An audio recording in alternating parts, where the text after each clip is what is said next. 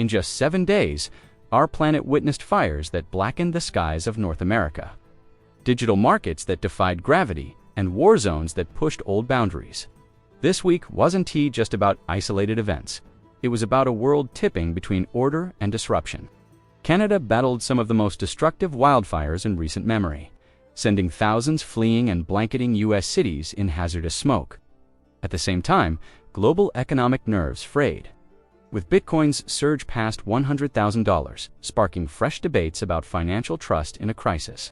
Far across the globe, Japan stepped up its military positioning, while Ukraine launched a daring strike deep into Russian territory. The quiet screamed louder. Markets trembled, leaders talked, and behind it all, ordinary people, families, workers, travelers tried to make sense of a world that seems to shift faster than the headlines can capture.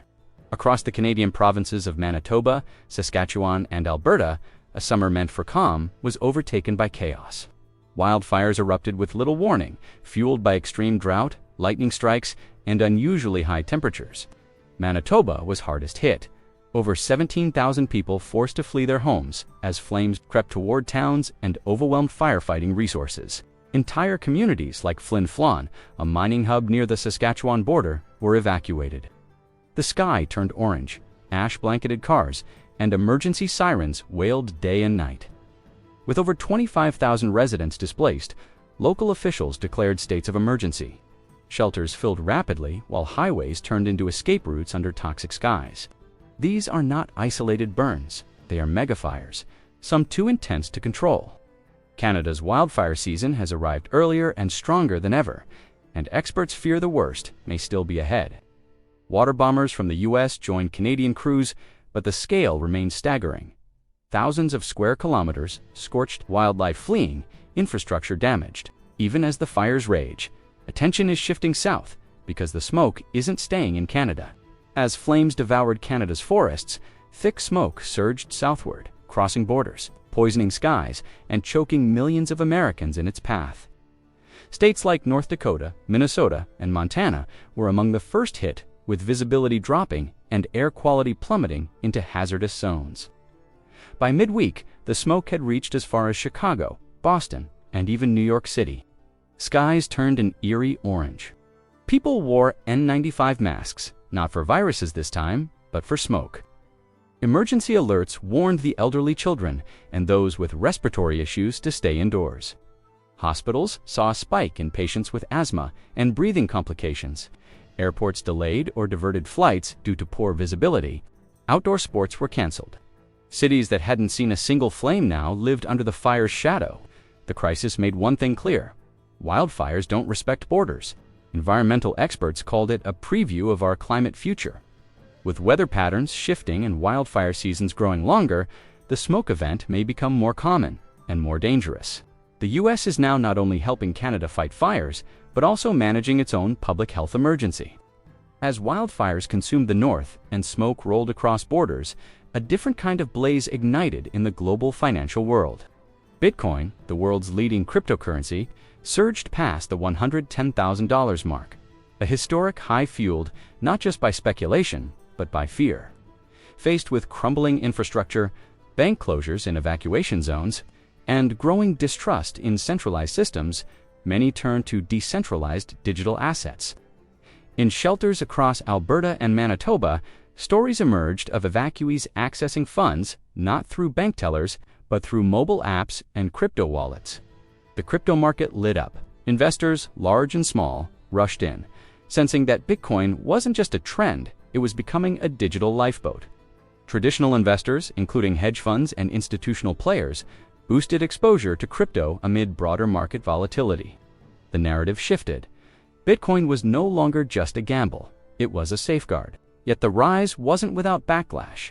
Critics warned of instability and lack of regulation. But one thing became clear this week.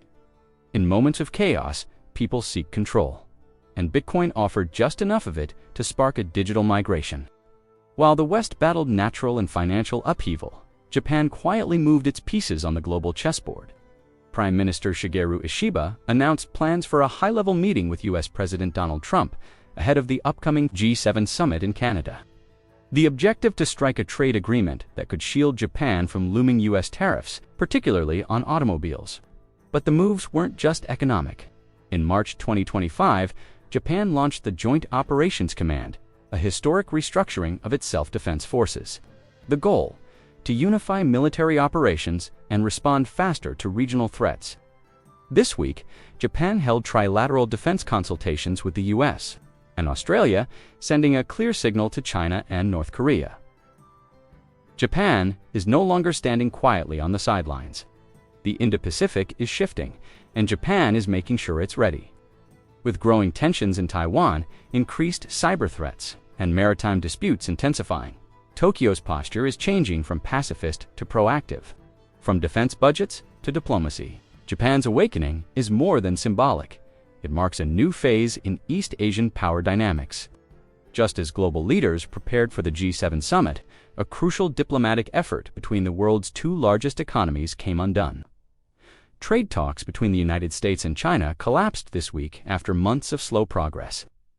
At the center of the breakdown, tariff disputes, tech sector restrictions, and competing geopolitical interests.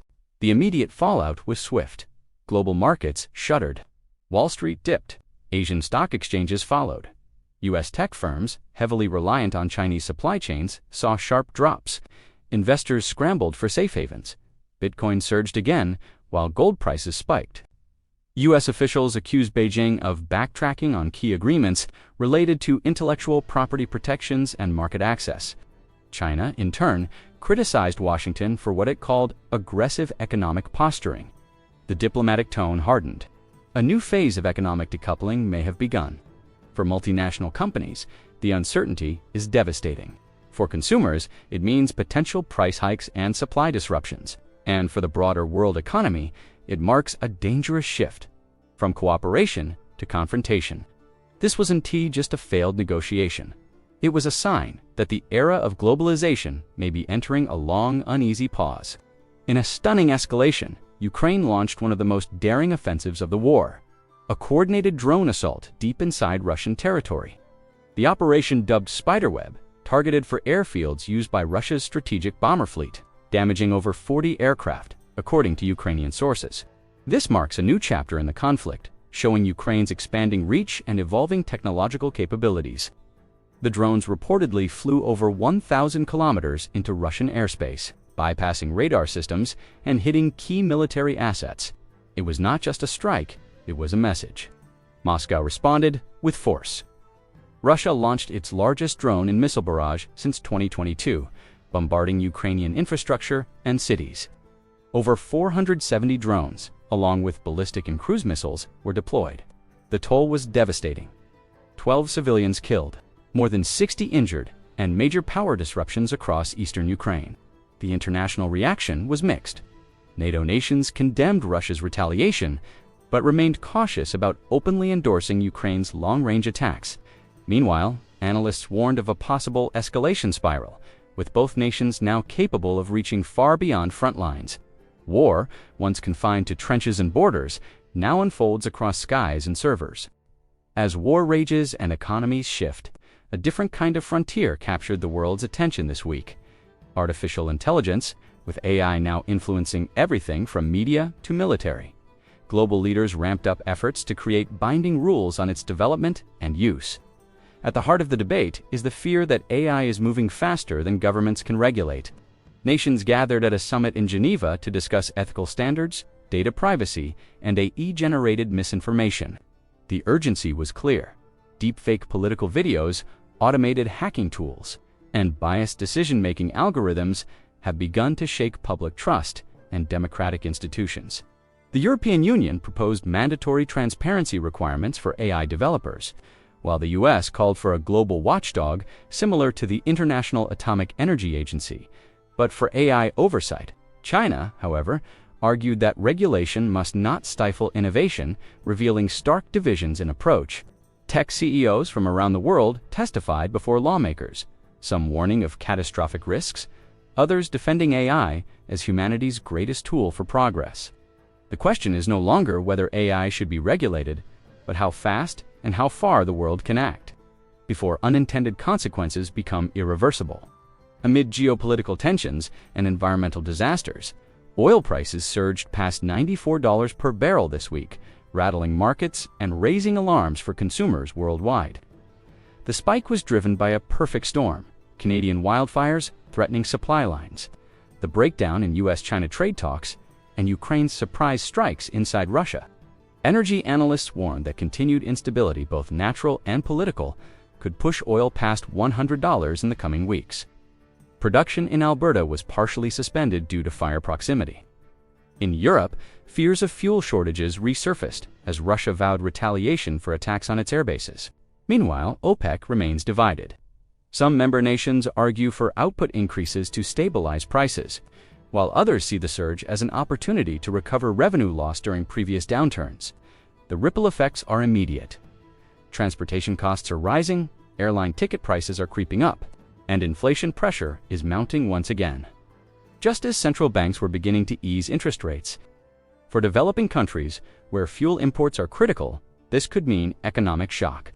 For the global economy, it's another warning sign that our energy security remains dangerously vulnerable. The data is in, and it's alarming. May 2025 has officially gone down as one of the hottest months ever recorded globally. Across continents, temperatures soared beyond seasonal norms, with heat waves baking parts of Asia, Europe, and North America. Scientists say the figures are more than just statistics. They read a flashing red warning for the planet. In India and Pakistan, extreme heat closed schools and overwhelmed hospitals. In Spain and southern France, crops wilted under relentless sun, threatening summer harvests. And in Canada, the record heat helped ignite the very wildfires now displacing tens of thousands. UN climate scientists released new projections this week, stating that Earth is warming even faster than expected. The cause: a combination of greenhouse gas emissions, weakened ocean currents, and feedback loops from thawing permafrost and vanishing glaciers.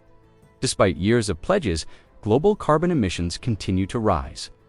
Activists renewed calls for urgent action, while leaders debated deadlines and dollar signs at climate forums. The climate crisis is no longer a prediction, it's the present, and every month like this one shrinks the timeline for meaningful change. As this week's headlines fade into next week's noise, the underlying message becomes clearer. The world is not just reacting to crisis, it is being reshaped by it, from fires raging across Canada to digital revolutions in currency. From drone warfare in Eastern Europe to the heated halls of AI summits, every corner of the planet is under pressure. We saw borders blurred by wildfire smoke. We saw trust shift from governments to blockchain. We saw nations strengthen their defenses while supply chains cracked under stress. And through it all, the climate, the one crisis that connects them all, screamed louder than ever. These 12 stories are not separate. They are threads in the same global fabric, woven by volatility, tightened by urgency, and stretched by humanity's response. What happens in Flin Flon affects Chicago. What unfolds in Tokyo matters in Taipei. The choices made this week ripple into the next generation. In an age of instant headlines and short attention spans, the challenge is not just staying informed, it's staying aware of the connections. Because only then can we begin to solve what truly threatens us: a crisis of coordination in a world that can no longer afford to stand divided.